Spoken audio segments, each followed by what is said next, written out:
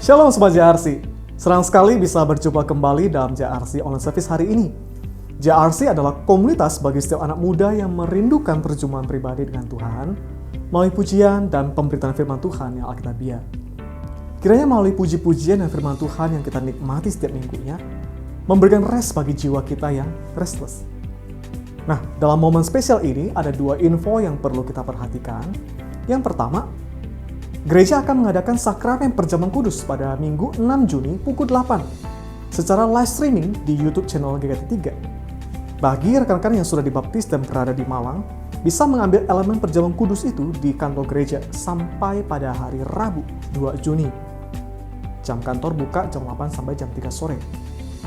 Info kedua, tim JRC mengajak rekan sekalian untuk ibadah bersama-sama pukul 11 melalui platform yang baru dan lebih seru. Ya, melalui platform tersebut kita bisa saling menyapa sebelum ibadah mulai. Kita juga bisa saling memberi respon terhadap pujian dan firman Tuhan di dalam ibadah itu. Sehingga kita tidak merasa sendirian ketika beribadah dan kita bisa saling terhubung satu sama lain. Jadi, jangan lupa klik link yang kami sebar melalui info WA maupun medsos JRC. Demikian info sepekan yang perlu kita perhatikan. Bersyukur kepada Tuhan, pada kesempatan kali ini Pendeta Ingrid Resmo dapat kembali membagikan kebenaran firman Tuhan kepada setiap kita. Beliau adalah pendiri EF4G. Beliau adalah seorang yang begitu setia melatih anak muda untuk menjadi pemberita Injil. Oleh karena itu, mari kita siapkan hati kita untuk menyembah dan memuji Tuhan. Kita satu dulu sejenak.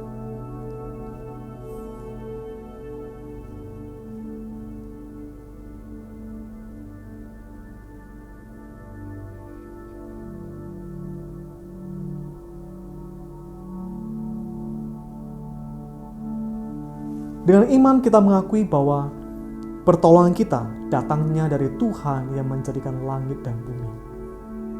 Turunlah kasih karunia dari Allah Bapa, Allah Anak, dan Allah Roh Kudus, menyertai ibadah ini dari awal hingga berakhirnya. Firman Tuhan berkata, "Janganlah kamu menjadi serupa dengan dunia ini, tetapi berubahlah oleh pembaharuan budimu, sehingga kamu dapat membedakan manakah kehendak Allah, apa yang baik, yang berkenan kepada Allah, dan yang sempurna." Amin. Pada saat ini kita ikrarkan iman kita menurut pengakuan iman rasuli yang berbunyi demikian.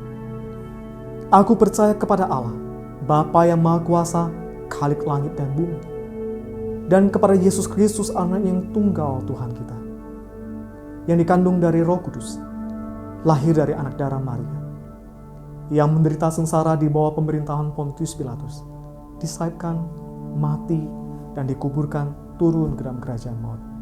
Pada hari yang ketiga, bangkit pula dari antara orang mati, naik ke surga, duduk di sebelah kanan Allah Bapa yang Maha Kuasa, dan dari sana ia akan datang untuk menghakimi orang yang hidup dan yang mati. Aku percaya kepada Roh Kudus, gereja yang kudus dan am, persekutuan orang kudus, pengampunan dosa, kebangkitan tubuh, dan hidup yang kekal. Amin.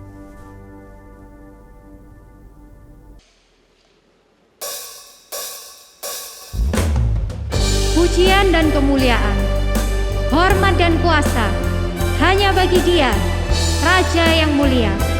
Mari kita naikkan sama-sama. Mulia sembah Raja mulia.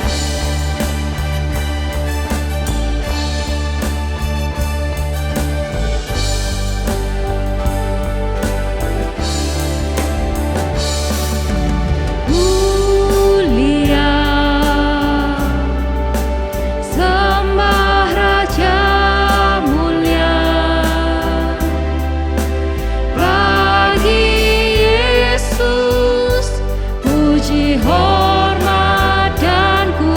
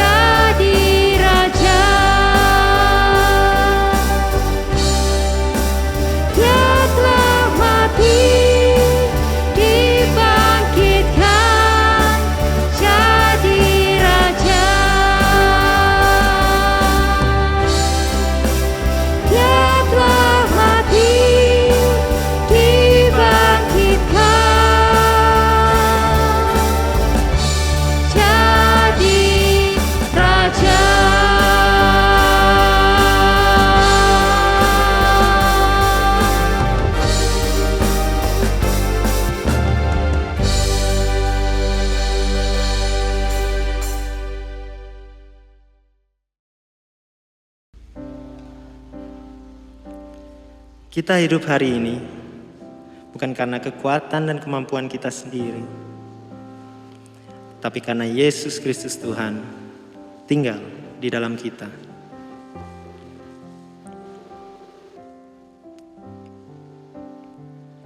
What gift of grace is Jesus my Redeemer? There is no more for heaven now to give.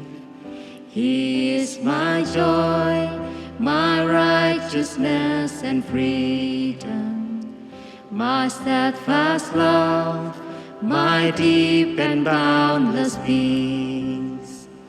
To this I hold, my hope is only Jesus, for my life is fully bound to His. Oh, how strange and divine, I can sing all is mine, yet not I, but through Christ in me. No faith I tread, I know I am forgiven. The future sure, the price it has been paid. For Jesus bled and suffered for my pardon, and He was raised to overthrow the grave. To this I hold, my sin has been defeated. Jesus now and ever is my plea. Oh, the chains are released, I can sing, I am free, yet not I, but through Christ in me. With every breath I long to follow Jesus, for He has said that He will bring me home, and day by day I know He will renew me, until I stand with joy before the throne. To this I hold, my hope is only Jesus. All the glory evermore to Him. When the race is complete, still my lips shall repeat, yet not I, but through Christ in me. To this I hold, To this I hold, my hope is only Jesus. All the glory evermore to Him. When the race is complete, still my lips shall repeat, yet not I, but through Christ in me. When the race is complete, still my lips shall repeat, yet not I, but through Christ in me.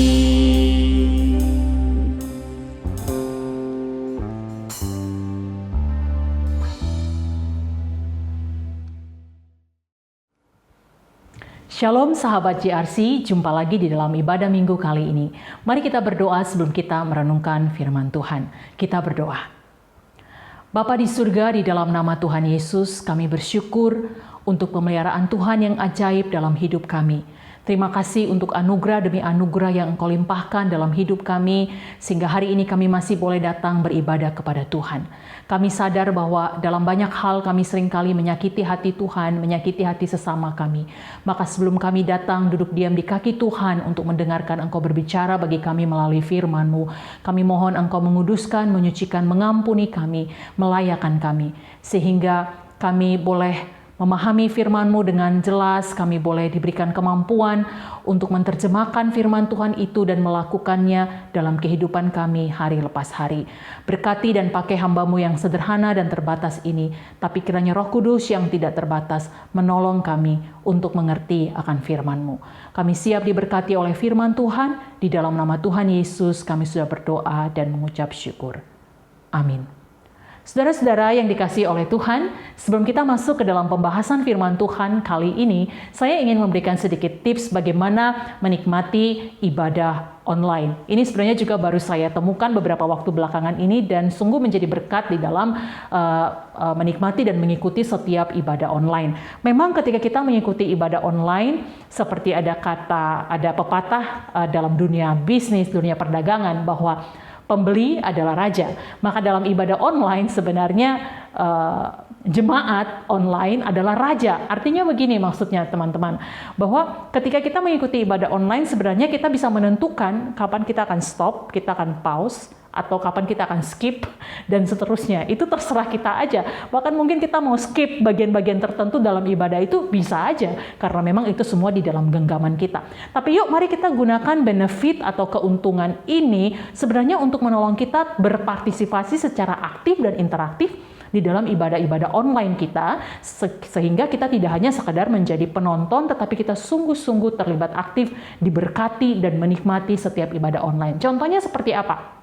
Misalnya, ada ayat-ayat Alkitab atau ada ayat-ayat firman Tuhan yang disampaikan oleh pembicara atau muncul di layar kita. Mungkin kita bisa pause sejenak dan kita ambil waktu beberapa detik, beberapa menit untuk membuka ayat Alkitab tersebut dan membaca dengan bersuara, atau jika kita beribadah bersama dengan keluarga, kita bisa meminta salah seorang anggota keluarga atau salah seorang teman yang bersama dengan kita untuk membaca ayat Alkitab itu, untuk kita lebih memahami, kemudian kita melanjutkan kembali. Atau mungkin saja ada insight-insight tertentu dari penjelasan firman Tuhan yang kita sedang nikmati atau kita sedang dengarkan, kita bisa pause sejenak, kita bisa capture, atau mungkin juga kita bisa menangkap itu sebentar, kemudian kita lanjutkan lagi. Nah, ini akan sangat menolong sekali untuk kita bisa memahami dengan lebih baik. Bahkan kita bisa membuat catatan-catatan dari bagian firman Tuhan yang kita bahas atau yang kita dengarkan. Itu sedikit tips saja saudara yang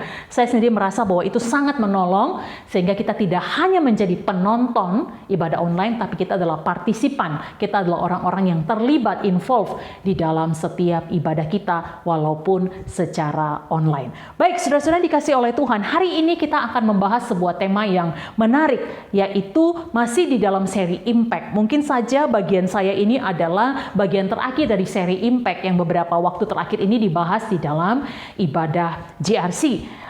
Tema kita hari ini adalah membaur sekaligus berdampak. Tema ini akan menolong kita untuk memahami bagaimana kita menjalankan panggilan kita sebagai seorang Kristen yang tetap mewartakan Injil Kristus di tengah-tengah dunia ini. Kita tidak memisahkan diri dari dunia, tetapi kita terus berdampak bagi orang-orang sekeliling kita.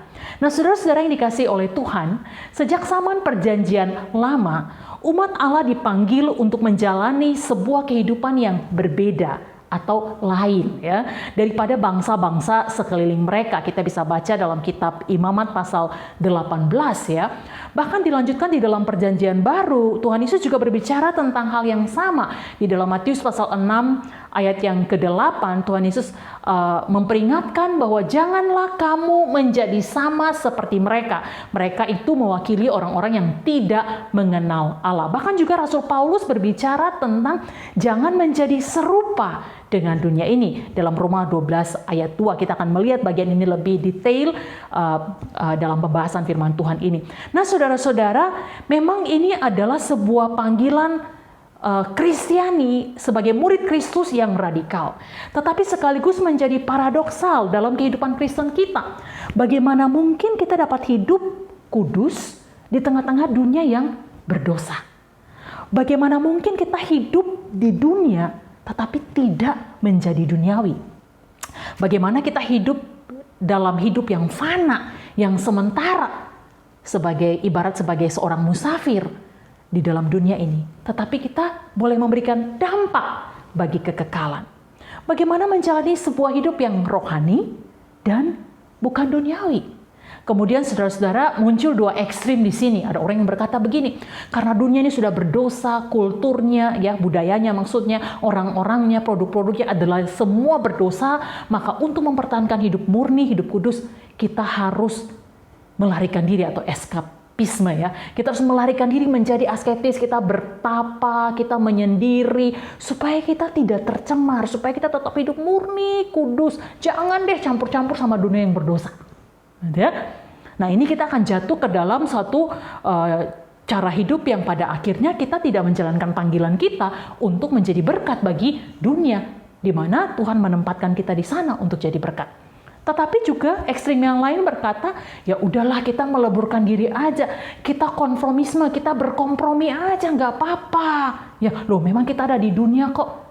Nah ini juga berbahaya, karena kalau kita tidak memiliki atau mempertahankan identitas kita sebagai orang Kristen dengan jelas, maka ini akan menjadi kompromisme atau kompromi yang kemudian membawa kita semakin jauh dari kehendak Tuhan, semakin jauh dari maksud dan panggilan Tuhan di dalam hidup kita. Jadi teman-teman, apakah kita harus melarikan diri atau kompromi?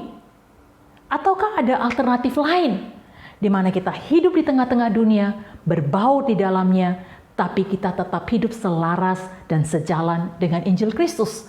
Kita tetap setia terhadap panggilan sebagai saksi Kristus di tengah dunia yang berdosa. Nah itulah yang akan kita bahas bersama-sama pada firman Tuhan kali ini. Nah saudara-saudara, sebelum kita masuk lebih jauh untuk melihat tema ini, hal yang pertama yang saya ingin bagikan kepada teman-teman semua adalah untuk bisa memiliki pola hidup yang berbaur tetapi sekaligus berdampak, maka hal yang pertama yang harus kita perhatikan, yang harus kita cek, yang harus kita sungguh-sungguh cermati adalah berbicara soal world view atau cara pandang kita.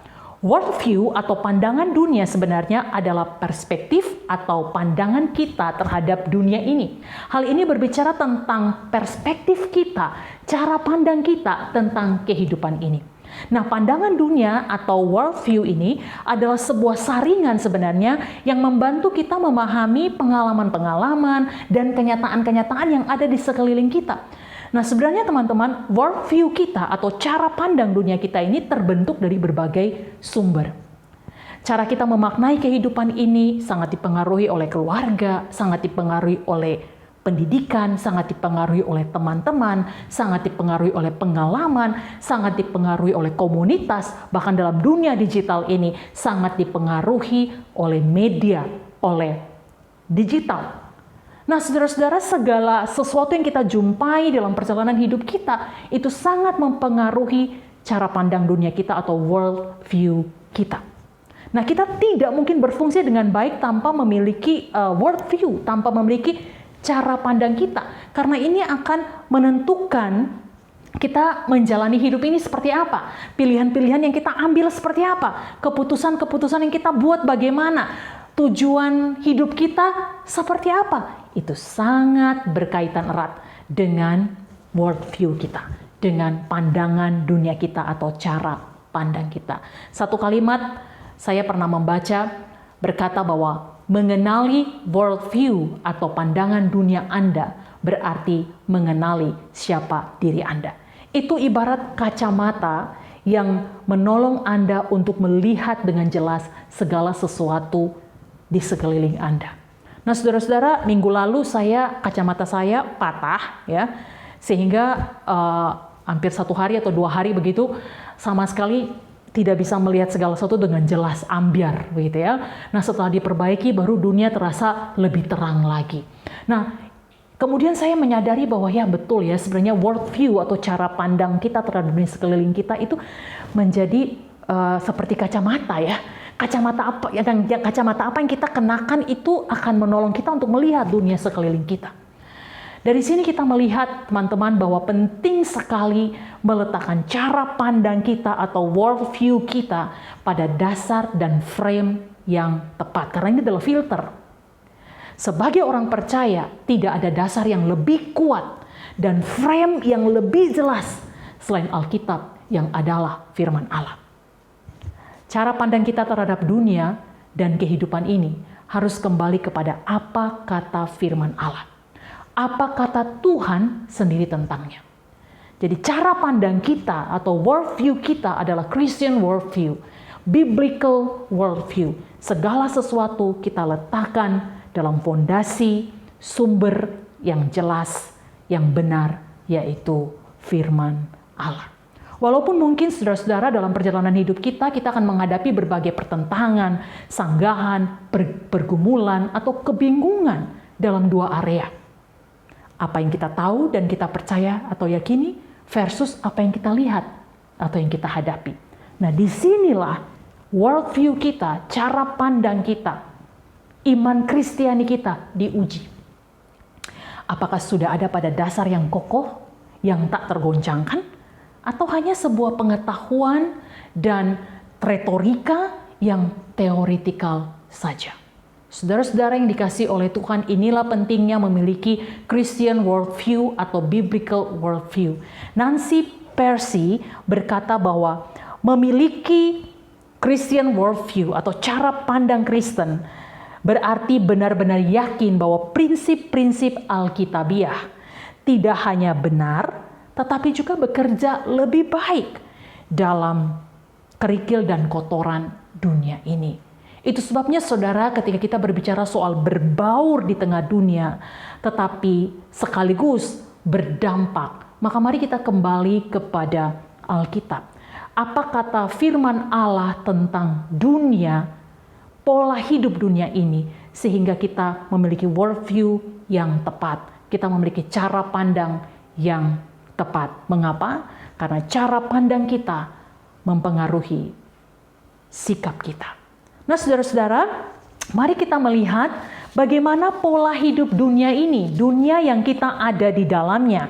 Apa kata Alkitab tentang pola hidup dunia ini, tentang dunia seperti apa yang kita hidupi sekarang. Saya mengajak kita mengambil Alkitab dan kita membuka 1 Yohanes pasalnya yang kedua, ayat 15 sampai ayatnya yang ke-17. Ada beberapa bagian firman Tuhan yang akan kita baca, yang akan kita lihat untuk membahas tema kali ini. Maka teman-teman boleh memperhatikan dengan baik, mencatat atau memberi tanda pada Alkitab kita masing-masing. 1 Yohanes 2 ayat 15 sampai 17 saya akan bacakan, demikian firman Tuhan. Janganlah kamu mengasihi dunia dan apa yang ada di dalamnya. Jikalau orang mengasihi dunia, maka kasih akan Bapa tidak ada di dalam orang itu. Sebab semua yang ada di dalam dunia, yaitu keinginan daging dan keinginan mata, serta keangkuhan hidup, bukanlah berasal dari Bapa, melainkan dari dunia. Dan dunia ini sedang lenyap dengan keinginannya, tetapi orang yang melakukan kehendak Allah tetap hidup selama-lamanya. Apa kata Rasul Yohanes berdasarkan 1 Yohanes pasal 2 ayat 15 sampai 17 tentang dunia ini yang sedang kita hidupi. Ketika kita menemukan kata dunia di sini, kosmos, mari kita pahami bahwa dunia yang dimaksudkan oleh Rasul Yohanes adalah dunia yang dalam konteks itu dipengaruhi oleh budaya Helenisme, di mana filsafat Gnostis yang menekankan akal budi sebagai yang tertinggi dan menolak hal-hal yang spiritual, sehingga otomatis menolak Yesus yang adalah Allah yang datang menjadi manusia ke dalam dunia ini dan bertentangan dengan pengajaran para rasul. Itulah dunia yang digambarkan oleh Rasul Yohanes. Dunia yang anti Allah, dunia yang anti Kristus, dunia yang fasik, dunia yang sangat kontras dengan pengajaran Kristiani pada waktu itu. Sehingga pada waktu itu orang-orang Kristen pada saat itu mereka siap dengan berbagai pertentangan, kesalahpahaman, bahkan banyak di antara mereka yang mengalami penganiayaan, mengalami martir. Bahkan Rasul Yohanes sendiri dia harus dibuang ke Pulau Patmos. Itu adalah bagian dari pertentangan antara dunia dengan pengikut Yesus. Nah, saudara-saudara, sehingga dengan jelas sekali kita tahu di sini ada perbedaannya. Nah, apa yang dikatakan oleh 1 Yohanes pasal 2 ayat 15 sampai 17 dapat saya simpulkan begini, bahwa ada dua kontradiksi yang sangat besar jika berbicara tentang dunia seperti ini. Dikatakan di sini mengasihi dunia atau mengasihi Bapa. Tidak bisa dua-duanya berjalan bersama. Kalau seseorang mengasihi Bapa, maka dia akan semakin meninggalkan kasihnya kepada dunia ini, dunia yang berdosa. Ketika seseorang mengasihi dunia yang seperti apa? Rasul Yohanes berkata dalam ayatnya yang ke-16, dunia yang di dalamnya ada keinginan daging, keinginan mata, serta keangkuhan hidup yang bukan berasal dari Bapa. Sehingga seseorang ketika mengasihi dunia, maka kasih akan Bapa juga akan hilang. Saudara-saudara, ini kontradiksi yang sangat luar biasa. Rasul Yohanes juga berbicara soal keinginan daging versus kehendak Allah. Maka jelas sekali bahwa dunia yang dimaksudkan adalah suatu sistem moral yang telah jatuh di dalam dosa dan menentang Allah. Nah, kita perlu sadari bahwa di dunia seperti ini bukan saja dihadapi oleh jemaat Kristen mula-mula, tapi kita juga menghadapinya sekarang di dalam wajah-wajah yang lebih modern, di dalam wajah-wajah yang berbeda, tetapi dalam spirit yang sama, spirit yang melawan Allah, spirit dosa. Nah, saudara-saudara yang dikasihi oleh Tuhan, Tuhan Yesus juga pernah berbicara soal dunia, pola hidup dunia ini. Mari kita lihat sejenak Yohanes pasalnya yang ke-14. Yohanes pasalnya yang ke-14 ayatnya yang ke-27. Yohanes pasal 14 ayatnya yang ke-27. Tuhan Yesus berkata begini ketika dia menjanjikan penghibur, dia berkata, damai sejahtera ku tinggalkan bagimu, damai sejahtera-Ku kuberikan kepadamu, dan apa yang kuberikan tidak seperti yang diberikan oleh dunia kepadamu. Janganlah gelisah dan gentar hatimu. Tuhan Yesus berbicara tentang damai sejahtera kekal versus kesenangan sesaat yang ditawarkan oleh dunia. Tuhan Yesus berbicara tentang satu perbedaan dari mengikut Yesus dan mengikut dunia ini. Dalam Yohanes pasal 14 ayat 27. Bahkan lebih ditegaskan lagi di dalam Yohanes 15 ayatnya yang ke-19, ya. Di sana dikatakan begini, sekiranya kamu dari dunia, tentulah dunia mengasihi kamu sebagai miliknya. Tetapi karena kamu bukan dari dunia, melainkan Aku telah memilih kamu dari dunia. Sebab itulah dunia membenci kamu. Tuhan Yesus menegaskan bahwa murid-murid Kristus, kita tinggal di dunia, tapi kita bukan dari dunia. Kita tinggal secara fisik di dunia, tapi secara rohani kita adalah orang-orang yang dilahirkan dari atas. Dilahirkan kembali dalam benih ilahi. Menjadi orang-orang yang telah diselamatkan oleh Tuhan. Yang Tuhan tempatkan kita di tengah-tengah dunia ini dengan satu tujuan khusus. Maka penting sekali bahwa kita memahami bahwa karena kita bukan berasal dari dunia ini, maka kita memang harus siap bayar harga karena Kristus. Tuhan Yesus sendiri sudah mengatakan dan menyaksikan hal itu. Bagaimana dengan surat para rasul? Ya, kita bisa menemukan di dalam kitab Yakobus. Yakobus juga berbicara soal persahabatan dengan dunia yang adalah permusuhan dengan Allah. Atau Paulus berbicara tentang serupa dunia versus serupa Kristus. Nah, saudara-saudara yang dikasihi oleh Tuhan, inilah pola hidup dunia ini yang digambarkan oleh Alkitab, oleh firman Allah. Lalu pertanyaannya, kalau kita hidup di tengah-tengah dunia seperti ini, lalu apa yang harus kita lakukan? Perlu dicatat bahwa untuk dunia yang seperti ini, yang telah jatuh di dalam dosa, Tuhan Yesus datang. Mengorbankan dirinya bagi penebusan manusia berdosa. Yohanes 3:16 berkata, karena begitu besar kasih Allah akan dunia ini, akan manusia kita, manusia berdosa yang hidup dalam dunia yang sudah berdosa. Bagaimana dengan kita? Kembali kepada pertanyaan di atas tadi ya. Apakah kita melarikan diri, menyendiri, mengasingkan diri, atau kompromi? Mari kembali kepada biblical worldview kita. Dalam Yudas pasal 1 ayat 21-23 dikatakan di sana, peliharalah dirimu dalam kasih Allah. Tunjukkanlah belas kasihan. Selamatkanlah mereka dari api. Dan bencilah pakaian mereka yang dicemarkan oleh keinginan-keinginan dosa. Bencilah pakaian mereka, tapi jangan benci orangnya. Kasihi orangnya, sama seperti Kristus mengasihi manusia berdosa dan mau mengorbankan dirinya bagi manusia berdosa. Bagaimana Yesus memandang dunia ini, dunia yang berdosa ini? Dalam Matius 9 ayat 36, firman Tuhan berkata, melihat orang banyak itu, melihat manusia-manusia yang berdosa itu, tergeraklah hati Yesus oleh belas kasihan kepada mereka. Karena mereka lelah dan terlantar seperti domba yang tidak bergembala. Nah, saudara-saudara yang dikasihi oleh Tuhan, inilah pola hidup dunia ini. Inilah dunia yang sedang Anda dan saya tinggali. Lalu berikutnya, what's next? Bagaimana kita mengaplikasikan biblical worldview kita? Kita mengaplikasikan kebenaran-kebenaran Allah sebagai murid Kristus di tengah-tengah dunia seperti ini.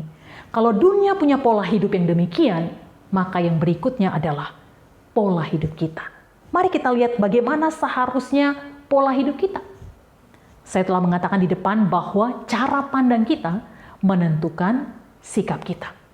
Seorang Kristen yang hidupnya berpegang pada kebenaran Alkitabiah akan terlihat pada pola atau cara hidupnya yang berbeda dan lain. Tapi bukan kelainan loh ya. Berbeda dan lain. Berani tampil beda. Ya, ada satu lagu sekolah minggu, berani tampil beda gitu ya. Berani tampil beda. Tidak melarikan diri, tapi juga tidak kompromi. Namun berbaur dan memberi dampak. Gimana sih caranya? Kita akan lihat beberapa kebenaran yang akan menolong kita untuk kembali melihat pola hidup seperti apa yang selama ini kita jalani. Dan pola hidup yang bagaimana yang seharusnya kita jalani sebagai murid-murid Kristus. Sebagai anak-anak Tuhan. Yang pertama adalah kita perlu menyadari dan menghidupi identitas kita. Nah, saudara-saudara pasti semua yang sudah 17 tahun ke atas punya KTP ya. Atau Anda kalau pergi ke luar negeri, Anda harus punya paspor. Itu adalah identitas kita yang tidak boleh tidak ada. Ya. Nah, saudara-saudara, apa identitas kita? Kita harus sadar dan kita harus hidupi. Ya. Saya ingin mendasari poin ini dengan bagian dari Matius pasal 5 ayat 13 sampai ayatnya yang ke-16. Mari kita buka bersama-sama dan kita membacanya. Ini ayat yang sangat terkenal dan saya percaya teman-teman semua pasti sangat mengenalnya ya. Matius pasalnya yang ke-5, ayatnya yang ke-13 sampai 16. Tuhan Yesus berbicara dalam seri khotbah di bukit tentang garam dunia dan terang dunia. Ayat 13. Kamu adalah garam dunia. Jika garam itu menjadi tawar, dengan apakah ia diasinkan? Tidak ada lagi gunanya selain dibuang dan diinjak orang. Ayat 14. Kamu adalah terang dunia. Kota yang terletak di atas gunung tidak mungkin tersembunyi. Lagi pula orang tidak menyalakan pelita lalu meletakkannya di bawah gantang, melainkan di atas kaki dian sehingga menerangi semua orang di dalam rumah itu. Demikianlah hendaknya terangmu bercahaya di depan orang, supaya mereka melihat perbuatanmu yang baik dan memuliakan Bapamu yang di surga. Nah, saudara-saudara, bagaimana pola hidup kita? Yang pertama adalah kita perlu menghidupi identitas kita. Identitas kita apa? Kamu adalah garam dan terang dunia. Nah, saudara-saudara, Tuhan Yesus sudah mengatakan di sini kamu harus menjadi atau kamu akan menjadi. Tidak. Tapi Tuhan Yesus mengatakan dengan jelas kamu adalah. Setiap murid-murid Yesus, orang-orang yang telah diselamatkan oleh Tuhan, identitas yang melekat pada dirinya adalah kamu adalah garam dan terang dunia. Nah, saudara, panggilan untuk menjadi berkat dan berdampak bagi dunia adalah sebuah identitas. Bukan sekedar tugas. Mengapa? Karena hidup kita akan berguna dan tidak sia-sia jika berpadanan dengan identitas kita. Mari kita sejenak melihat bagian ini. Mungkin ini bagian yang udah biasa teman-teman dengar ya. Kamu adalah garam dunia. Karakteristik identitas yang melekat pada garam itu apa, saudara? Asin. Ya, garam pasti asin. Fungsinya apa? Garam yang pasti asin. Fungsinya apa? Kita tahu fungsinya adalah untuk memberi rasa, ya, tapi juga untuk mencegah pembusukan. Tetapi yang menarik di sini, Tuhan Yesus berkata jika garam itu menjadi tawar. Masa sih garam bisa jadi tawar? Ya mungkin kalau kita pikir dalam konteks garam yang kita punya sekarang, Ya, mungkin kita sulit memahami. Tapi kalau kita bisa memahami garam dalam konteks Yesus, dalam masa Yesus pada waktu itu, garam itu bisa menjadi tawar. Garam itu diambil dari laut mati berupa bongkahan, ada yang disebut garam batu, di mana di dalamnya bukan hanya ada garam, tetapi ada zat-zat yang lain. Sehingga jika tidak segera digunakan atau dipisahkan, maka garam itu yang bercampur dengan zat-zat yang lain itu akan melebur, kemudian akan menjadi tawar atau mungkin akan kehilangan asinnya. Maka nggak ada gunanya lagi. Dan tidak bisa juga dibuat untuk apa-apa selain dibuang di jalan, misalnya untuk menutupi jalan-jalan yang berlubang dan diinjak-injak orang. Pada masa itu garam bisa kehilangan keasinannya dan menjadi tawar, saudara-saudara. Ya, atau mungkin pada waktu itu ada tafsiran yang lain mengatakan karena garam itu berbentuk seperti bongkahan batu begitu yang bercampur dengan zat-zat yang lain, sehingga ketika dipakai untuk memasak dicelupkan di sana memberi rasa asin, kemudian dipakai 2 kali, 3 kali, 4 kali sampai satu waktu sudah habis kandungan garamnya, ya sisanya ini dibuang, ya nggak berguna lagi, nggak berfungsi lagi. Artinya apa, saudara-saudara?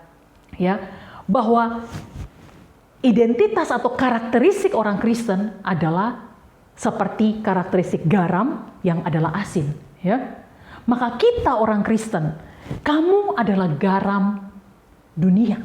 Kehadiran kita harus memberi rasa. Ya, ada istilah dalam iklan berkata nggak ada lo nggak rame, gitu ya. Tapi rame apa dulu nih? Tapi apakah kehadiran kita dalam komunitas? Entah komunitas sesama orang percaya, atau komunitas di sekolah, atau komunitas di tempat pekerjaan, apakah betul-betul orang merasakan kehadiran kita? Atau mungkin orang berkata, ada lo, nggak ngaruh. Gitu loh. Tapi ketika orang merasa bahwa kehadiran kita tuh sungguh berpengaruh, memberi rasa, memberi sesuatu yang berbeda, sesuatu yang lain, sehingga kalau nggak ada kita tuh kerasa banget. Bukan karena kita orang yang usil dan lain sebagainya ya, tetapi karena kehadiran kita itu berasa, memberi dampak, jadi berkat, bermanfaat bagi orang lain. Ini menjadi jembatan yang luar biasa bagi pemberitaan Injil dan menjadi saksi Kristus. Saudara-saudara yang dikasihi oleh Tuhan, kamu adalah garam dunia. Kalau engkau tidak lagi memberi rasa, engkau tidak lagi berfungsi seperti identitasmu, memberi rasa, dan kemudian mencegah pembusukan akan dosa, mencegah orang lain dari kebinasaan, maka sebenarnya hidup kita menjadi sia-sia. Sama saja dengan garam yang menjadi tawar, yang dibuang, dicalat, dan diinjak orang. Saudara-saudara, berikutnya yang dapat kita pelajari dari Matius 5 ayat 13-16 yang berbicara tentang menghidupi identitas kita. Kita bukan hanya adalah garam dunia, tapi Tuhan Yesus juga berkata bahwa kamu adalah terang dunia. Terang dunia itu adalah kota yang terletak di atas gunung yang tidak mungkin tersembunyi. Jadi ibaratnya sebagai orang-orang percaya kita diletakkan di atas gunung di mana terang kita tidak tersembunyi, dapat dilihat dengan jelas oleh orang-orang sekeliling kita, dapat terlihat dengan jelas di dalam kegelapan. Kehidupan Kristen harus terlihat jelas, bukan tertutup rapat atau tersembunyi. Saya seringkali mendengar istilah, ada orang berkata begini, atau mungkin seringkali kita berkata begini, hanya Tuhan yang tahu hatiku. Hanya Tuhan yang tahu bagaimana imanku. Saudara, memang betul bahwa urusan iman adalah urusan pribadi kita dengan Tuhan. Urusan hati kita. Tetapi apa yang ada di dalam hati kita itu akan otomatis terekspresi keluar dan memproduksi perbuatan-perbuatan yang memuliakan Allah. Saudara-saudara dikasihi oleh Tuhan, ketika Tuhan Yesus berkata kamu adalah terang dunia, kota yang terletak di atas gunung tidak mungkin tersembunyi. Kita adalah kumpulan orang-orang percaya sehingga menjadi satu kota, satu kumpulan yang diletakkan Tuhan di atas bukit, di atas gunung untuk bercahaya, untuk bersinar, untuk kelihatan, untuk jadi berkat, menerangi kegelapan. Alangkah bodohnya orang yang menyalakan pelita, lalu menutupnya, meletakkannya di bawah gantang. Gak mungkin, hanya orang bodoh yang melakukan itu. Alangkah bodohnya seorang yang mengaku murid Kristus, anak Tuhan, tetapi kemudian hidupnya tidak bersinar, tidak bercahaya, tidak menerangi sekelilingnya. Tertutup, tersembunyi, tidak kelihatan kesaksiannya. Itu firman Tuhan kalau kita baca dengan lebih jelas, angka bodohnya orang seperti demikian. Dan ayat 16 ditutup dengan demikianlah hendaknya terangmu bercahaya di depan orang. Terbuka, dapat dilihat apa adanya, tidak tersembunyi. Tuhan menyelamatkan kita bukan untuk melarikan diri dari dunia ini. Tuhan menyelamatkan kita bukan untuk bersemedi, menjalani kehidupan yang menyendiri. Tapi Tuhan menyelamatkan kita supaya kita bisa bercahaya di depan orang. Kelihatan kehidupan kekristenan kita di depan orang lain. Supaya apa? Bukan supaya menunjukkan hebatnya kita sebagai orang Kristen, betapa baiknya kita, betapa hebatnya moral kita. Kita pengusaha yang luar biasa, kita misalnya mahasiswa yang hebat, kita profesional yang moralnya baik, bukan. Tapi tujuan satu-satunya adalah supaya mereka melihat perbuatanmu yang baik dan memuliakan Bapamu yang di surga. Tujuan satu-satunya adalah supaya Tuhan dimuliakan. Nah, saudara-saudara, kita perlu jelas di sini bahwa bagian ini bukan berbicara soal dengan berbuat baik seperti ini lalu kemudian kita diselamatkan. Hati-hati loh ya. Kita diselamatkan untuk berbuat baik. Justru karena kita adalah anak Allah, kita adalah orang-orang yang telah diselamatkan oleh Tuhan, maka identitas garam dan terang itu melekat pada kita. Ya, jadi kita diselamatkan untuk berbuat baik dan memuliakan Allah. Perbuatan baik adalah produksi dari iman yang menyelamatkan yang dimiliki oleh seseorang yang mempercayakan hidupnya kepada Yesus, mengalami keselamatan secara pribadi. Maka dari dalam hatinya dia akan memproduksi keluar perbuatan baik.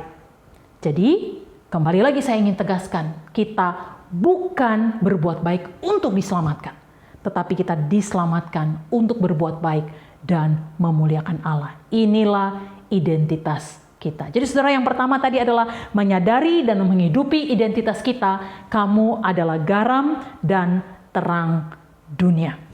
Ya, John Stott berkata begini, masyarakat membutuhkan garam dan terang, dan hanya Injil yang dapat memproduksi garam dan terang itu.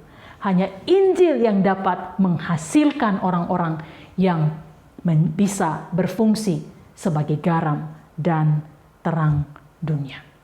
Saudara-saudara yang dikasihi oleh Tuhan, hal yang kedua yang kita pelajari tentang pola hidup kita yang seharusnya selain menyadari dan menghidupi identitas kita, yang kedua adalah pola hidup transformasi, bukan kompromi.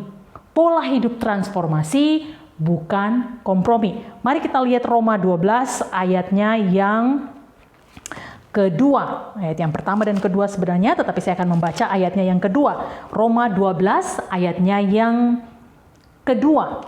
Janganlah kamu menjadi serupa dengan dunia ini, tetapi berubahlah oleh pembaharuan budimu, sehingga kamu dapat membedakan manakah kehendak Allah, apa yang baik, yang berkenan kepada Allah, dan yang sempurna. Pola hidup seperti apa yang harus dimiliki oleh orang percaya, anak Tuhan, supaya bisa berbau dan berdampak? Kita harus memiliki pola hidup transformasi, bukan kompromi. Artinya begini saudara-saudara, panggilan untuk menjadi serupa dengan Kristus adalah dasar transformasi Kristen. Jadi sebenarnya hasrat terbesar seorang murid Kristus adalah seharusnya menjadi serupa dengan Kristus. Saya ulangi, hasrat terbesar seorang murid Kristus adalah seharusnya menjadi serupa dengan Kristus. Ini juga adalah hasrat terbesar Paulus, bukan? Dalam Filipi 3 ayat 10. Saudara-saudara, salah satu alasan mengapa seringkali Injil ditolak, walaupun bukan alasan satu-satunya, adalah seringkali kita sebagai orang Kristen, kita yang memberitakan Injil itu tidak serupa dengan Kristus yang kita beritakan. Maka panggilan untuk menjadi serupa dengan Kristus harusnya menjadi dasar dari transformasi kita. Pola hidup transformasi itu adalah sebuah perubahan yang aktif dan terus-menerus menjadi bentuk yang tidak sama dengan keadaan sebelumnya. Dalam bahasa Yunani kata yang dipakai metamorfo. Mungkin saudara-saudara pernah mendengar metamorfosis begitu ya. Menyangkut pembaharuan akal budi sebagai pusat kemauan kita, pusat kehendak kita, yang kemudian menghasilkan kepekaan untuk membedakan, untuk memilih, dan untuk mengambil keputusan-keputusan yang tepat. Saudara-saudara yang dikasih oleh Tuhan, setuju atau tidak? Kita hidup di tengah-tengah dunia yang seringkali memperhadapkan kita dengan berbagai pilihan, bahkan dalam area abu-abu. Area abu-abu artinya entah benar entah salah, itu kadang sangat tipis sekali, beti banget, beda tipis. Bedanya sangat tipis sekali. Kita yang terlibat di dalam dunia bisnis, kita harus memiliki kepekaan khusus untuk tetap berpegang pada prinsip-prinsip Alkitabiah. Tidak hanya sekedar mengikuti sesuatu yang sudah umum, sudah biasa, padahal sebenarnya itu adalah kultur yang berdosa. Kita yang bekerja sebagai karyawan, kita mungkin yang sebagai profesional, kita yang masih studi, seringkali kita diperhadapkan kepada pilihan-pilihan antara mentaati Tuhan atau mengikuti kultur dunia, kultur sekeliling kita yang kelihatannya biasa mah, semua orang juga lakukan itu kok, tapi sebenarnya itu sesuatu yang tidak berkenan kepada Tuhan. Maka membentukkan pola hidup transformasi untuk diubahkan terus-menerus menjadi semakin serupa dengan Kristus, sehingga kita semakin mendekat kepada Allah, mengerti isi hatinya, mengerti keputusan-keputusan yang tepat yang harus kita ambil. Saudara-saudara, ketika mendengarkan firman Tuhan ini, saya juga kemudian introspeksi secara pribadi. Saya kemudian mencatat hal-hal apa yang menjadi pergumulan saya untuk semakin menjadi serupa dengan Kristus. Pilihan-pilihan apa yang saat ini memperhadapkan saya untuk betul-betul bertanya kepada Tuhan, apakah ini maumu Tuhan? Mungkin Anda juga sedang mengalami pergumulan yang sama. Dalam bisnis, dalam pekerjaan, dalam keluarga, dalam keputusan-keputusan penting, bahkan mungkin keputusan-keputusan yang sepele, yang kecil, yang remeh mungkin dalam hidup ini. Tetapi itu mempertaruhkan iman Anda. Yuk, mari kita catat, kita data. Dan kalau itu masih menjadi area abu-abu yang membuat kita bingung, Tuhan yang mana yang harus aku pilih? Gimana caranya Tuhan? Mari kita ambil waktu, kita catat itu, kita ambil waktu khusus berdoa, bersekutu dengan Tuhan, semakin mengenal Dia, meminta Dia mentransformasi pikiran kita, pusat kehendak kita. Saya percaya, semakin kita serupa dengan Kristus, kita semakin mengerti isi hatinya, kita semakin mengerti kehendaknya, kita semakin diubahkan, ya, serupa dengan Dia. George Bernard Shaw berkata, "Progress is impossible without change." Pertumbuhan, progres itu tidak mungkin tanpa perubahan. Dan siapa yang tidak mengubah pikiran mereka, tidak dapat mengubah apapun. Maka mari mulailah dari sini, pusat kehendak kita, pikiran kita. Kita minta terus dibaharui oleh Tuhan, dan hanya bisa dibaharui kalau kita punya relasi persekutuan yang intim, yang baik dengan Tuhan. Membiarkan biblical worldview, membiarkan Alkitab, firman Allah menguasai pikiran kita, menguasai kehendak kita, dan itu akan otomatis menguasai keputusan kita. Dan selanjutnya Roma 12 berbicara soal hidup sebagai ibadah yang sejati. Sebagai sebuah penyerahan dan persembahan diri. Artinya tidak ada area dalam hidup kita yang sekular atau yang rohani. Melainkan semua area dalam hidup kita adalah area di mana kita menerapkan prinsip-prinsip rohani. Kolose 3:23 berkata, apapun juga yang kamu perbuat, berbuatlah seperti untuk Tuhan dan bukan untuk manusia. Saudara-saudara, guru besar dari India, salah seorang guru besar dari India yang non-Kristen, dia pernah berkata kepada seorang mahasiswanya yang Kristen, dia berkata begini, jika Anda sebagai orang Kristen hidup seperti Yesus Kristus, maka besok India akan kau taklukkan. Artinya apa? Panggilan untuk menjadi serupa dengan Kristus. Panggilan untuk menjadi serupa dengan Kristus yang sama yang kita beritakan. Itu menjadi sesuatu yang harus terus kita bukan hanya gumuli, tapi hidupi dengan kesadaran penuh untuk memiliki pola hidup transformasi, bukan kompromi. Saudara-saudara yang dikasihi oleh Tuhan, mari kita kembali mengecek hidup kita. Bagaimana pola hidup kita di tengah-tengah dunia ini? Mari kita ngecek lingkungan sekeliling kita di mana kita ada. Apakah itu keluarga kita, lingkungan pekerjaan kita, apakah kita sebagai karyawan, kita sebagai pimpinan, kita sebagai owner, kita sebagai seorang pelajar, kita sebagai seorang mahasiswa, seorang pelayan, atau siapapun. Setiap kita, mari kita ngecek kembali pola hidup kita. Apakah pola hidup kita adalah pola hidup yang menyadari identitas kita dan menghidupinya? Kamu adalah garam dan terang dunia.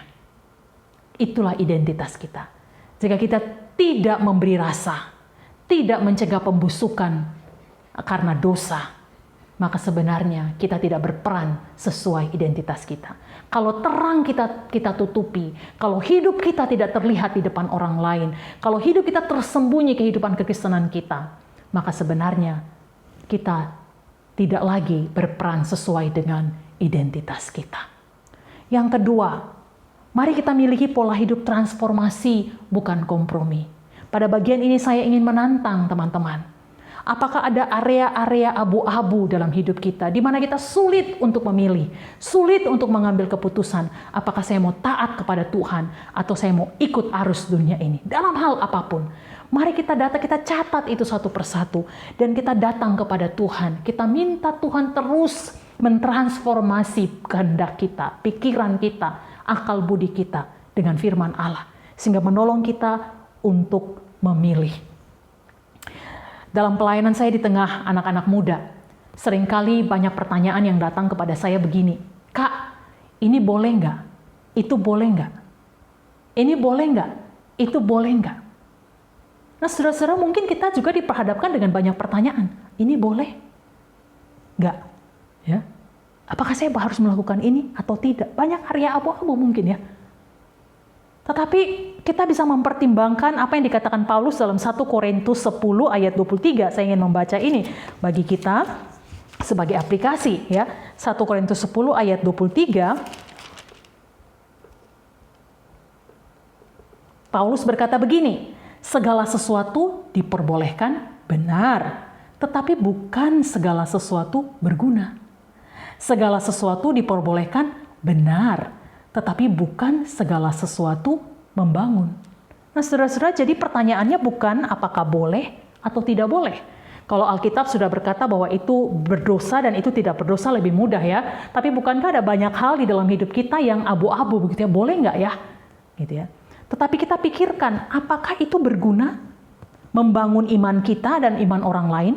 Apakah itu akan memuliakan Tuhan? Seperti 1 Korintus 10 ayat 31 sampai 32 berkata, ya, lakukan untuk kemuliaan Tuhan. Segala sesuatu tidak menjadi batu sandungan untuk orang lain. Jadi saudara-saudara, apapun yang kita lakukan, keputusan apapun, apakah itu berguna, membangun iman kita, membangun iman orang lain, dan yang terlebih lagi, memuliakan nama Tuhan. Saudara-saudaraku yang dikasihi oleh Tuhan, berbaur sekaligus berdampak. Apakah mungkin? Tentu saja. Memang tidak mudah, tapi bukan berarti tidak bisa. Karena Roh Kudus ada di dalam kita, memberikan kita kekuatan dan kapasitas untuk berdampak bagi dunia. Maka saudara, ada 3 kesimpulan yang saya ambil dari khotbah hari ini. Milikilah cara pandang Alkitabiah terhadap dunia ini. Karena cara pandang menentukan sikap dan pola hidup. Yang kedua, pola hidup kita adalah pola hidup garam dan terang. Karena itulah identitas kita. Yang ketiga, pola hidup kita berkaitan dengan dunia yang berdosa adalah pola hidup transformasi, bukan kompromi. Saudara-saudara, hanya dengan memahami, menyadari, dan menghidupi hal-hal ini, maka kita bisa terus berdampak dan bersaksi bagi dunia tentang Kristus yang tersalib, bagi penebusan dan keselamatan manusia berdosa. Nah, saudara-saudara, John Stott pernah berkata, Injil mengubah manusia, dan manusia yang sudah berubah dapat mengubah masyarakat. Saya berdoa, Tuhan memakai sahabat JRC, kita semua, kita boleh menjadi agen perubahan, menjadi saksi-saksi Tuhan dimanapun kita berada. Kita jadi agen perubahan, bukan agen pembiaran akan dosa, tapi agen perubahan. Ketika kita berkata, I have decided to follow Jesus. The world behind me, the cross before me. Mengikut Yesus keputusanku. Dunia di belakang, salib di muka. Kenapa? Because the world is not my home. Dunia ini bukan rumah kita. I'm just passing through. Saya hanya melewatinya. Saya hanya musafir. Maka mari gunakan kesempatan yang sementara ini untuk berdampak bagi kekekalan. Berbaur, bersahabat dengan sebanyak mungkin orang. Seperti Paulus katakan, bagi semua orang aku menjadi segala-galanya. Bersahabat dengan semua orang. Supaya apa? Demi Injil Kristus disampaikan. Nama Tuhan dipermuliakan. Banyak orang boleh datang kepada Tuhan. Anda dan saya adalah agen-agen perubahan yang Tuhan mau pakai. Berdampak bagi dunia yang berdosa. Dimulai dari lingkungan terkecil yang ada di sekeliling kita. Keluarga kita, sahabat-sahabat kita, lingkungan pekerjaan kita, tempat di mana kita ada. Saya berdoa, Tuhan pakai kita semua. Hidup sesuai dengan identitas kita. Kamu adalah garam dan terang dunia. Hendaklah kita bercahaya bagi kemuliaan nama Tuhan. Mari kita berdoa. Tuhan Yesus, terima kasih untuk firman-Mu pada hari ini yang mengingatkan kami bahwa kami hidup di tengah-tengah dunia yang berdosa. Dunia yang mungkin saja menolak dan melawan Engkau. Tetapi Tuhan, kami datang kepadamu pada saat ini, kami rindu. Tuhan, pakai kami untuk berbaur di tengah-tengah dunia ini tanpa mengkompromikan iman kami. Lebih daripada itu kami boleh Tuhan pakai menggarami, menerangi lingkungan sekeliling kami. Sehingga kehadiran kami menjadi sahabat bagi banyak orang. Kehadiran kami boleh berdampak, menunjukkan kasih Kristus, mempermuliakan Engkau, memberitakan Injil-Mu. Sehingga banyak orang boleh melihat Engkau hidup di dalam hidup kami. Banyak orang boleh melihat Kristus hidup dengan nyata melalui hidup kami. Sehingga mereka boleh memuliakan Bapa di surga. Mampukan kami Tuhan. Dan jika ada di antara kami yang hari ini bergumul karena pilihan-pilihan yang harus kami buat antara taat kepada Tuhan atau mengikuti arus dunia ini, kiranya hikmat dan pertolongan Tuhan menolong kami untuk memilih yang tepat sesuai dengan firman-Mu. Terima kasih Tuhan Yesus, kami bersyukur untuk ibadah hari ini dan kami akan memasuki kehidupan kami sepanjang minggu ini dengan satu iman bahwa Tuhan senantiasa akan menyertai kami. Saudara-saudara, arahkanlah hatimu kepada Tuhan dan terimalah berkat Tuhan. Kasih karunia dari Allah Bapa, kasih sayang dari Tuhan Yesus Kristus, pimpinan dan pemeliharaan Allah Roh Kudus akan menyertai kita semua sebagai garam dan terang dunia dimanapun kita berada hari ini sampai selama-lamanya. Amin. Tuhan Yesus memberkati.